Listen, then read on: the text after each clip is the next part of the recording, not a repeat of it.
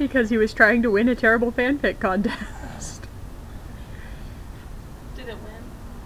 I can't remember. I think it won against 3 copies of Gordon Brown having sex with himself in the 80s.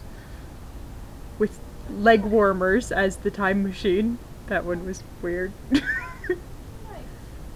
It was a very strange forum.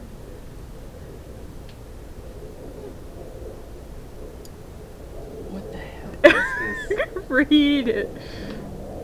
Well, I don't know. I've never seen The Matrix, so I don't know what any of this is. I hate The Matrix. It's my least favorite. Well, the thing in The Matrix is, like, there is no spoon to, like, somehow bend the spoon with your mind. I don't know, I've only seen it once, which is why they use The Matrix.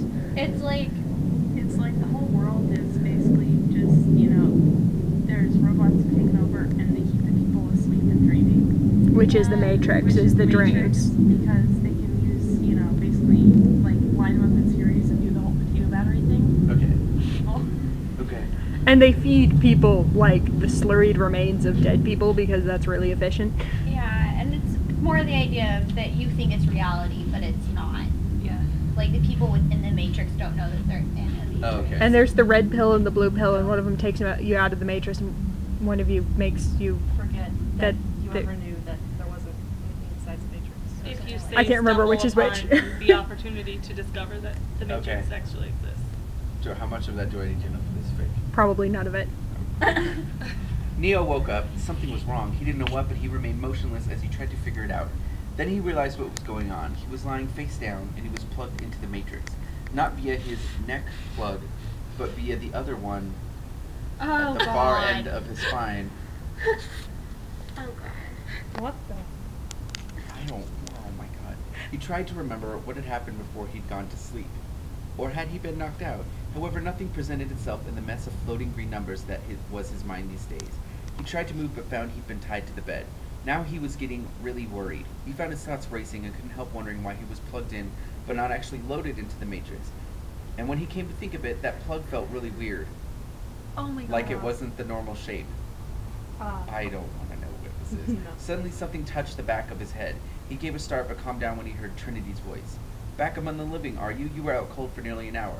So what happened, Neo asked. I'll tell you that in a minute, said Trinity. For now I have to remove something from your body. Neo winced as he recollected the last time this happened. A bug had crawled into his belly button and had taken a lot of pain and effort to get it out via a delicate procedure involving an industrial strength vacuum cleaner. Did the fucking machines bug me again, he asked. Not exactly, Trinity replied. She started to fill Neo in on what had happened before he passed out, but Neo had remembered everything long before she reached the end of her explanation. That's convenient, because he groaned, partly in discomfort, but mostly in despair at his utter stupidity. It had started at the dinner table. Neo had been eating some nourishing, positively revolting soup, slurping it as normal, when he felt Trinity's glare. He looked up and she said, "Can't you ever eat that soup like a normal person?" Wittily he replied, "I'd like to, but there's no spoon." Oh, great. Oh, really? Well, if you come with me after dinner, I'll show you otherwise. That sounded promising, so Neo quickly gobbled up the rest of his food and went with Trinity. They went up to her bedroom, and as Neo had expected, Trinity locked the door and started to wiggle out of her ridiculously tight leather clothes. He didn't see what this had to do with spoons. Neither do I, but he'd be the last to complain. Soon, Neo and Trinity were going at it like a couple of white rabbits. What? What does that mean? Aren't you happy I kept the blue pill now? Neo moaned. Less talking. Oh, God. This line is so horrible. Less talking, more showing me just how deep the rabbit hole goes, Oh god. she replied. Neo kept uploading enthusiastically when he felt something near his arsehole. He looked around to see Trinity holding a spoon to it, and he had just enough time to think, where the hell did she get that from? Before Trinity growled, "Dodge this," and struck. Neo went out like a light. And so we are back to the beginning of our narrative. Haven't you ever wondered why Trinity always wears those dominatrix outfits?